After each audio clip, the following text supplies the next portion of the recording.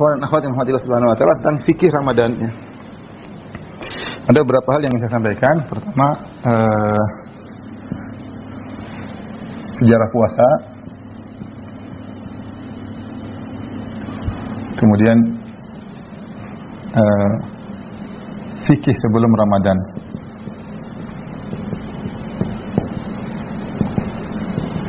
Dan yang terakhir fikih tentang Ramadan.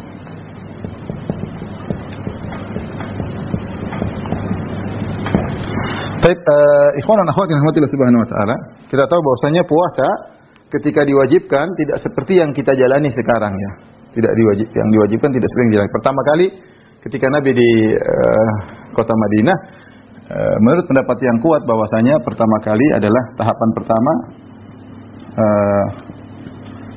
tahapan-tahapan. Pertama adalah wajibnya puasa Asyura. Puasa Asyura. Asyura itu maksudnya 10 Muharram. Ini pertama dulu hukumnya wajib, ya. Dan orang Yahudi berpuasa dan juga ternyata puasa Asyura juga dalam hadis sahih dalam Sahih Bukhari, orang musyrikin juga mereka berpuasa di hari Asyura, ya. Ya. Dan dalam hadis Ibnu Abbas ketika Nabi SAW lama qadima Nabi SAW Madinah, wajadal Yahud tasum. Nabi ketika datang kota Madinah, Nabi lihat orang Yahudi berpuasa. Nabi bertanya, "Ma hadzal yaum? Kalian puasa hari apa ini?" Kata mereka, "Hada yaumun azim." Ini adalah hari yang agung. "Hada yaumun najjahullahu Musa wa qaumahu min Fir'aun." Ya, bahwasanya pada hari ini, hari tersebut Allah menyelamatkan Nabi Musa dan pengikutnya dari kejaran Fir'aun dan bala tentaranya. Fasamahu Musa syukran lillah, maka Nabi Musa berpuasa bentuk syukur kepada Allah. Kata Nabi SAW, "Nahnu aula bi Musa minkum." Kami lebih utama mengikut Musa daripada kalian. Artinya karena mereka menyimpang meninggalkan ajaran Nabi Musa, ya. Sehingga Nabi pun akhirnya puasa, ya. Puasa di hari Asyura ini pertama, ya. Dan itu wajib hukumnya, ya. Kemudian yang kedua, setelah itu tahapan kedua, wajibnya puasa bulan Ramadan.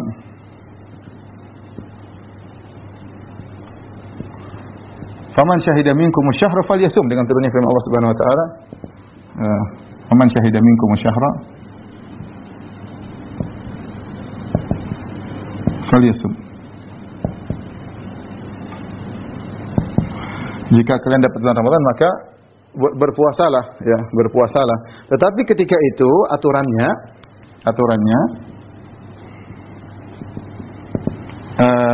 batas terakhir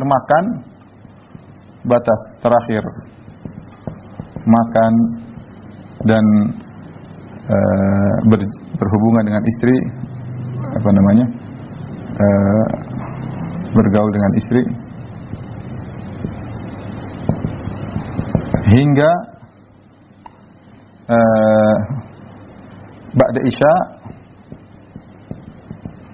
atau sebelum tidur. Ini pertama hukumnya seperti itu, ya. Hanya boleh makan pokoknya pada isya, entah mungkin selesai isya atau beberapa. Artinya masih di awal malam.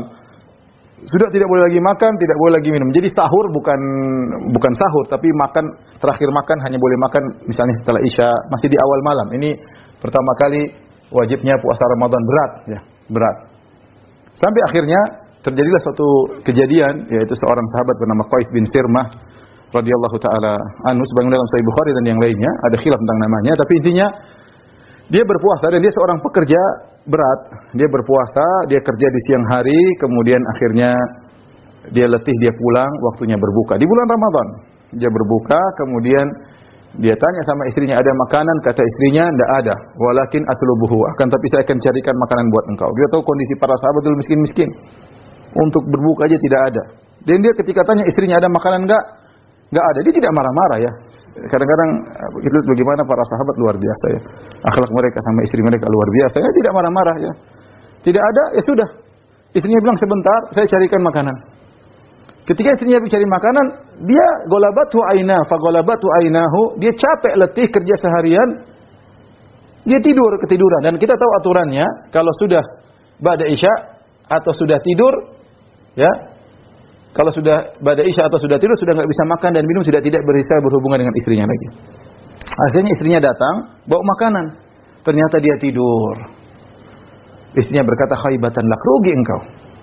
Dalam sebagian riwayat yang mursal kata Al-Hafidz Ibnu Hajar, dia terbangun terus kata istrinya, "Gimana ini?"